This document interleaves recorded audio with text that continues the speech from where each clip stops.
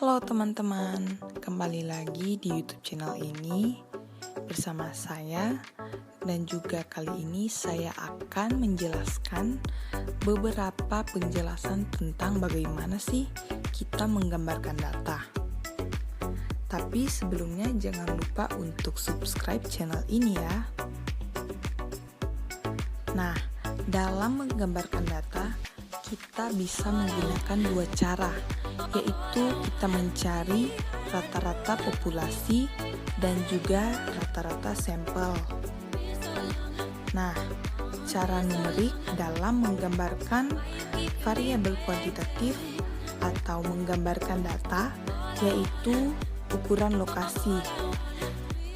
Ukuran lokasi sendiri seringkali disebut sebagai rata-rata. Teman-teman tahu nggak sih tujuan dari kita menggunakan rata-rata?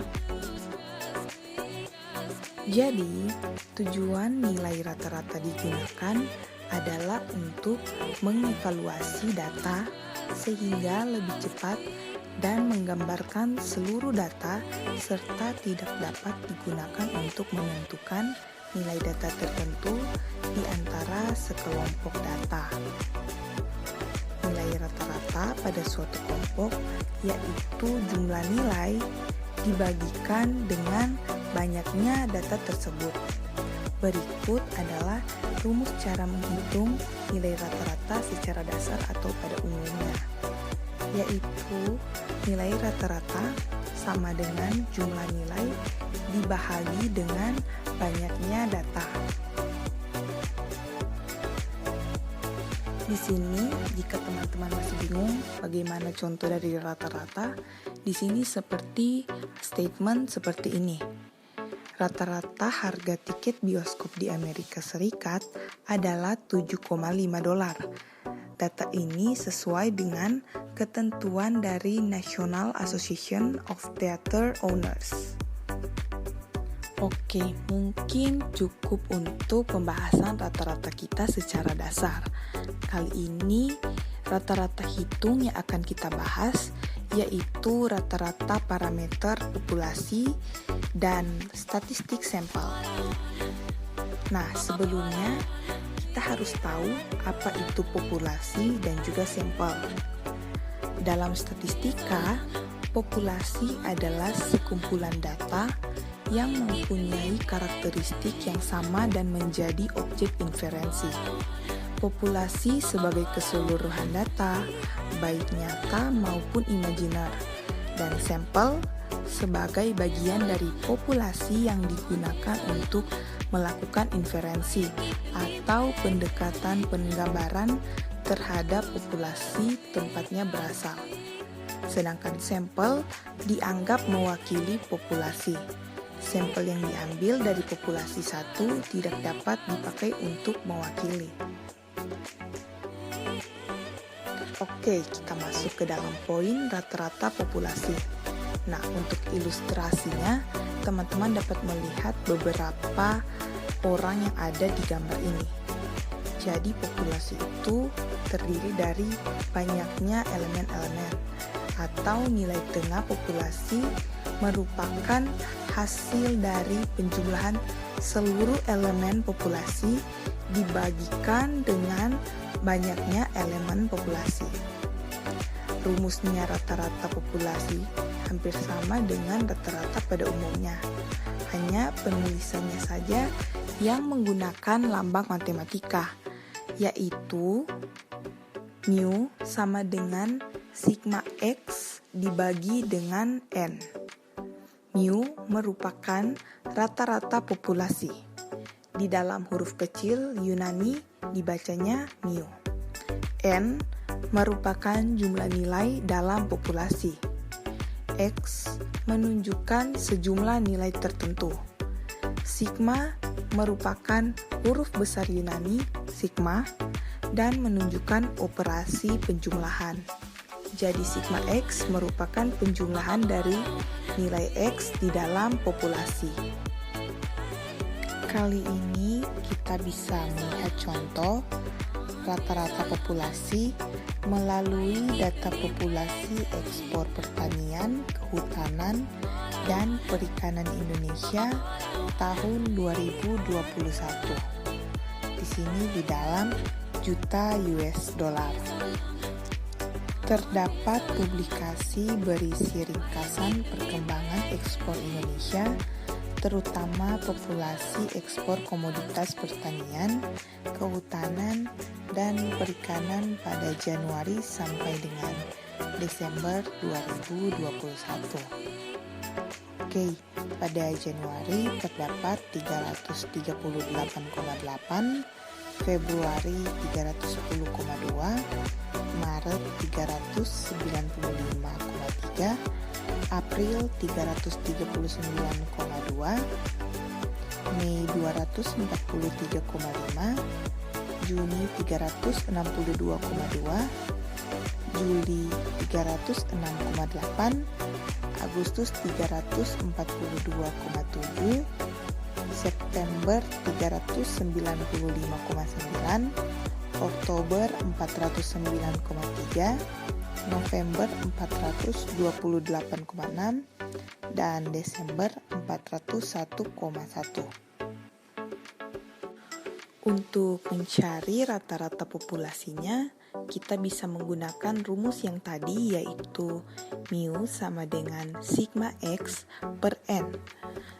Kemudian kita jumlahkan seluruh data-data tadi dan dibahagikan dengan jumlah bulan dalam satu tahun, yaitu 12.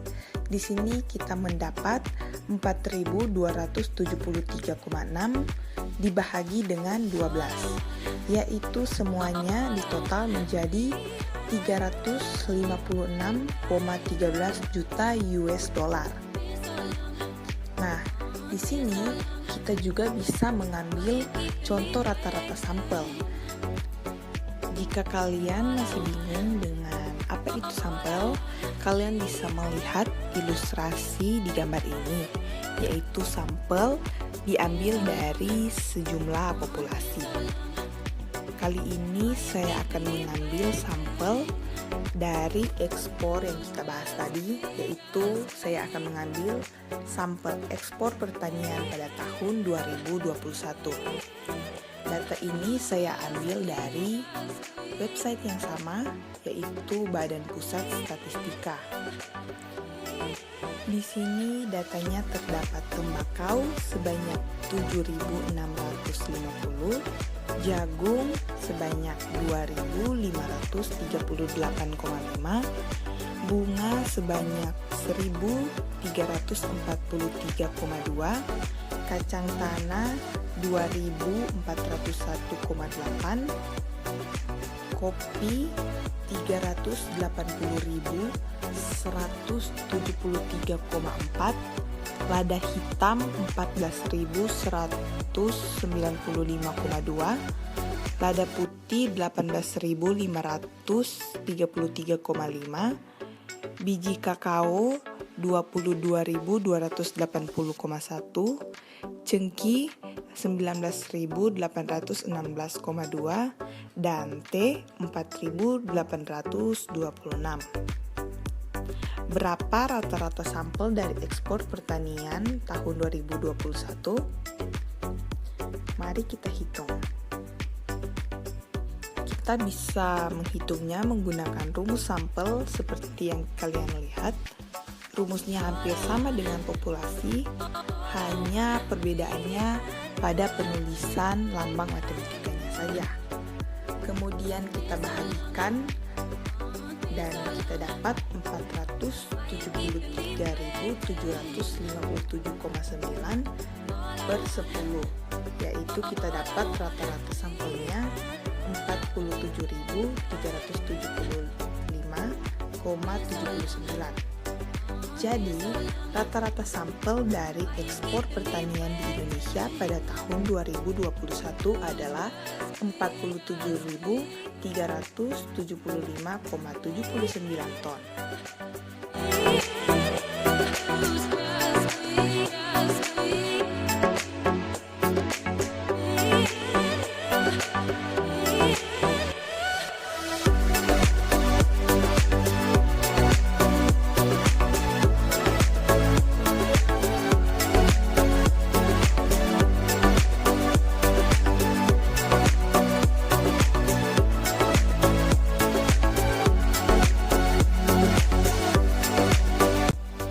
kali ini saya akan mengambil contoh rata-rata populasi dan rata-rata sampel melalui data COVID-19. Jadi, Coronavirus Disease 2019 atau yang biasa disingkat dengan COVID-19 adalah penyakit menular yang disebabkan oleh SARS-CoV-2, yaitu salah satu jenis coronavirus. Jadi, penderita COVID-19 dapat mengalami demam, batuk kering, dan kesulitan bernafas. Pandemi ini membuat kita jadi mengurangi aktivitas di luar dan juga menjadi penghalang di beberapa kegiatan seperti yang harus mengharuskan kita untuk bertemu banyak orang. Untuk itu, saya akan memperlihatkan beberapa data orang yang terkonfirmasi COVID-19 pada data terakhir, yaitu 28 Maret 2022. Dalam data kali ini, data yang telah terkonfirmasi yaitu per provinsi. Untuk urutan pertama di sini yang paling tinggi yang terkonfirmasi adalah DKI Jakarta dengan total 1.228.969.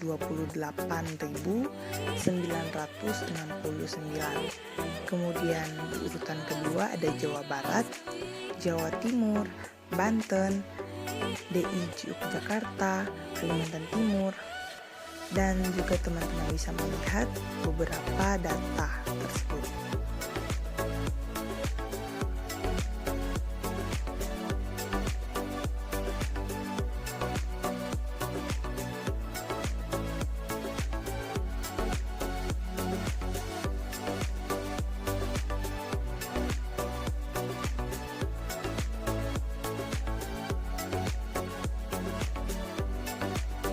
Oke, jika teman-teman sudah melihat, mari kita hitung rata-rata populasinya. Oke, jika populasi dijumlahkan dan dibahagi dengan jumlah provinsi yang ada di Indonesia, kita akan mendapatkan 5.970.058 per 34. Jadi rata-rata populasi orang yang terkonfirmasi COVID-19 adalah 179.589,941 jiwa. Mari kita lihat perincian rata-rata sampel orang yang telah selesai isolasi atau telah sembuh dan juga yang meninggal karena COVID-19 terkini di Sulawesi Utara pada tanggal 28 Maret 2021. Sumbernya data ini yaitu saya ambil dari dinkes.sulut.gov.id. Apakah teman-teman tahu berapakah rata-rata sampel orang yang sembuh? Berdasarkan data terakhir, kita bisa menghitungnya menjadi 33 tambah 8 tambah 12 tambah 23 tambah 5 tambah 2 tambah 1 tambah 12 dibahagi dengan 8. Jadi kita dapat rata-rata sampelnya 96 per 8, yaitu 12. Jadi rata-rata sampel orang yang telah sembuh dari COVID-19 menurut data tanggal 28 Maret 2022 di Sulawesi Utara adalah 12. Sedangkan orang yang meninggal adalah 0. Itulah beberapa contoh rata-rata populasi dan contoh rata-rata sampel yang terkini dan juga yang sedang mungkin teman-teman bisa lihat. Jadi pada pembelajaran saya kali ini, saya dapat menarik kesimpulan rata-rata yaitu salah satu bentuk dari statistik yang sangat berguna untuk menghitung suatu data atau informasi sementara yang banyak dalam waktu yang singkat. Rata-rata terbagi menjadi rata-rata populasi dan rata-rata sampel. Keduanya dihitung menggunakan cara yang sama, hanya berbeda pada penulisan rumus populasi atau sampelnya. Rata-rata populasi sangat berhubungan dengan sampel, karena suatu sampel akan diambil dari populasi. Untuk itulah, rata-rata populasi dan sampel dihitung menggunakan cara yang sama. Sekian untuk pembelajaran saya kali ini. Mohon maaf jika masih banyak kurang atau salah. Semoga bermanfaat. Sampai jumpa di video berikutnya. Jangan lupa like, komen, dan subscribe. Terima kasih.